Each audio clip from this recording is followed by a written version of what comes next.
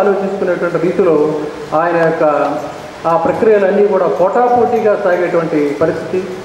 దీని మీద అనేక మంది పిహెచ్డీ చేసిన వాళ్ళు ఉన్నారు, వ్యాసాలు రాసినటువంటి వాళ్ళు ఉన్నారు, ప్రచురించినటువంటి నాబోటి వారు ఉన్నారు. అయితే సాహిత్యం గురించి దాదాపుగా ఈ వేదికల మీద ప్రతిరోజు ఏవో చర్చలు జరుగుతూనే ఉన్నాయి. ఉదాహరణ ఏంటంటే, ఒకసారి బాలభవన్లో కవి సమ్మేళనం జరుగుతూ ఉంది.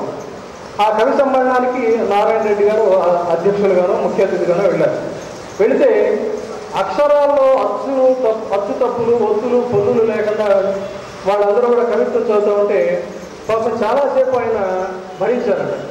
భరించి ఇక ఆ కరప ములుకుల్లా తగులుతున్నటువంటి ఆ పదాల యొక్క వాటిని తట్టుకోలేక అప్పుడు ఆయన మాస్టర్ అవతారం ఎత్తి కూర్చోడు ముందు మాస్టర్ కాబట్టి వాళ్ళ కవులందరికీ కూడా ఆయన మంచి పాఠాలు చెప్పారు అని.